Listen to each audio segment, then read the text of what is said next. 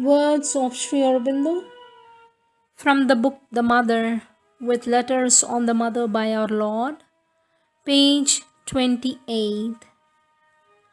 Mahakali is of another nature, not whiteness but height, not wisdom but force and strength are her peculiar power.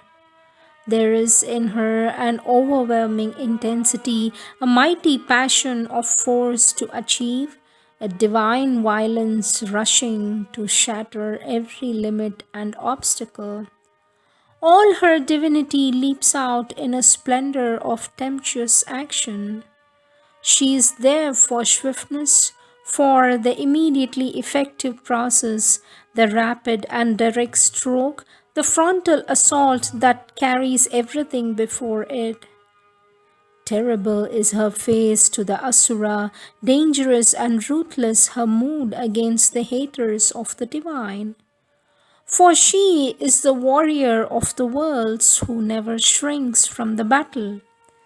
Intolerant of imperfection, she deals roughly with all in man that is unwilling, and she is severe to all that is obstinately ignorant and obscure. Her wrath is immediate and dire against treachery and falsehood and malignity. Ill will is smitten at once by her scourge. Indifference, negligence, and sloth in the divine work she cannot bear, and she smites awake at once with sharp pain, if need be, the untimely slumberer and the loiterer. The impulses that are swift and straight and frank, the movements that are unreserved and absolute, the aspiration that founds in flame are the motion of Mahakali. Her spirit is tameless, her vision and will are high and far reaching like the flight of an eagle.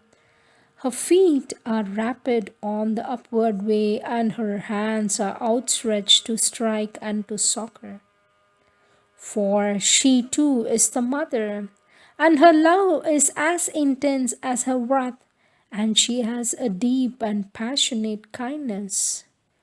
When she is allowed to intervene in her strength, then in one moment are broken like things without consistence the obstacles that immobilize or the enemies that assail the seeker. If her anger is dreadful to the hostile and the vehemence of her pressure painful to the weak and timid, she is loved and worshipped by the great, the strong, and the noble, for they feel that her blows beat what is rebellious in her material into strength and perfect truth, hammer straight what is wry and perverse, and expel what is impure or defective. But for her, what is done in a day might have taken centuries.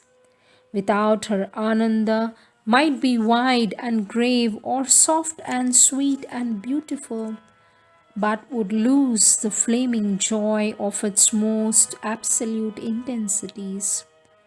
To knowledge she gives a conquering might, brings to beauty and harmony a high and mounting moments, and imparts to the slow and difficult labor after perfection an impetus that multiplies the power and shortens the long way.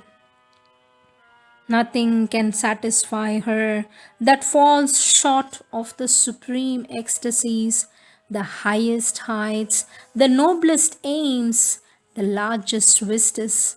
Therefore, with her is the victorious force of the divine, and it is by grace of her fire and passion and speed if the great achievement can be done now rather than hereafter.